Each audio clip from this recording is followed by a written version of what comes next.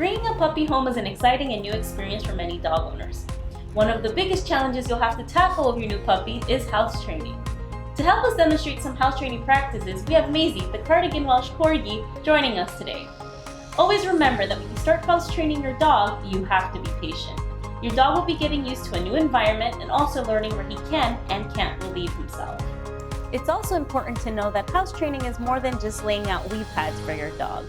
Creating a routine for him is all part of the house training experience. To help us create a stress-free schedule for your dog, we have Sarah Westcott from Doggy Academy to give us some tips. Hi Sarah, welcome to the show. Thank you. So tell us, what are some key things we should know about house training?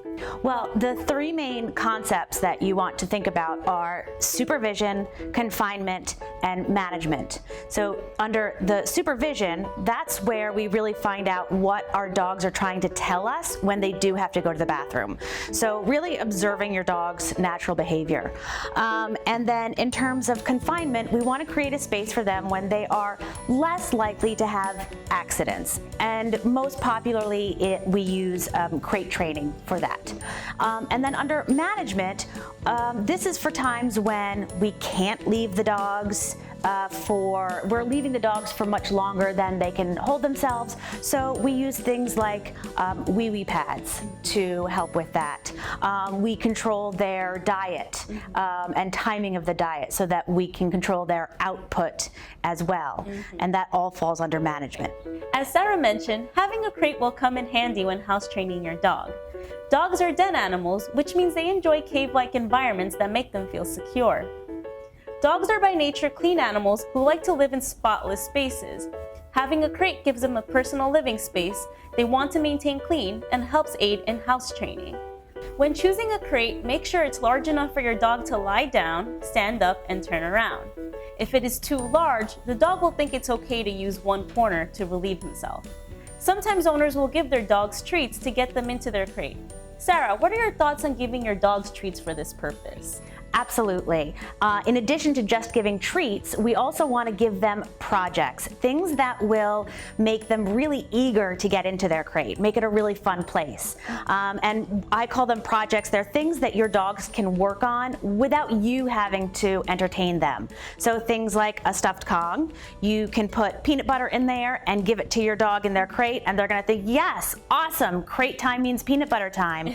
Or something like a bully stick. Your dog will work on this all by themselves, chewing on it. Most dogs love this, and they will be completely content in their crate by themselves.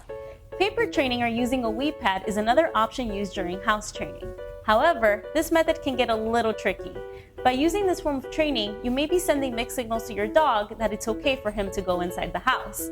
But it's a helpful alternative during the puppy years, if the weather is bad, or you're not able to come home during the day to take him out regularly.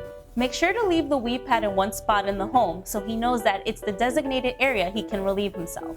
Once the dog matures, it's important to focus on teaching him that he should only do his business outdoors. One thing that stumps many new dog owners is how to wean their dog off of the wee pad when he's so used to going on it. Sarah, what do you suggest dog owners do to help this process? Well, first they need to make sure that they're able to get their dog out as often as necessary. So if the puppy can only hold themselves for, let's say, 3 hours at that point, you need to be able to get them out at least every 3 hours. And once you're there, then you're just going to do away with the wee pads altogether. Wash the whole area with something like Nature's Miracle that's going to really take away all of the scent of the dog's waste. And then almost go back to square one in terms of your house training. You're really going to be watching your dog and making sure that you're going to keep them successful. If they start going back over to where the wee pad was, then you know, hey, let's go outside right now. And make sure that you give them lots and lots of praise and attention when they go to the bathroom in the right spot. But it's best to just do it all at once, just get rid of them and take that step back in terms of keeping them successful. Another key to house training is to make sure you feed your dog at the same time every day. This is a good way to control the diet and to help set up a feeding schedule for him. He'll know when to expect to be fed and when he will go out.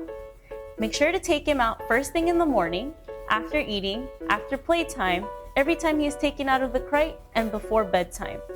Not only will he get regular exercise, but he will associate walks with relieving himself outside. You'll get to know your dog's habits and behaviors pretty quickly, which is why it's important to pay close attention.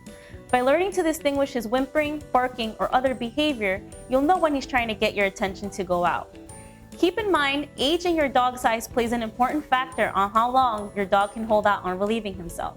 Sarah, what's a good rule of thumb to follow when determining the length of time your dog is able to hold it in? Well, think about how old your dog is in terms of months. So let's say your dog is 3 months old, add 1. So now your puppy at 3 months should be able to hold themselves for about 4 hours. That doesn't mean that they will hold it for 4 hours, it just means that they're capable of holding it for 4 hours. As you said before, puppies have a tendency to go to the bathroom after they eat, drink, sleep, or play, so you're always going to want to be watching them. Thank you for all those helpful tips, Sarah. So let's wrap up what we learned today. Crate training is a good way to teach your dog to keep his own space clean. Use treats as a means to help your dog create a positive association with the crate. Controlling your dog's diet will help you determine his feeding schedule and how often he will need to go out. Learn your dog's body language, which may indicate when he's alerting you that he needs to go out.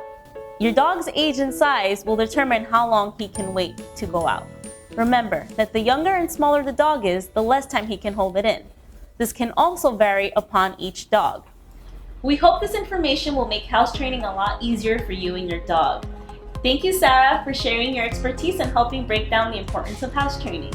And thank you, Maisie, for being a great guest and showing us how a housebroken dog is supposed to behave. House training may not always be easy, but the reward is always well worth it. Don't forget to subscribe to our YouTube channel and to stream our videos on akc.tv.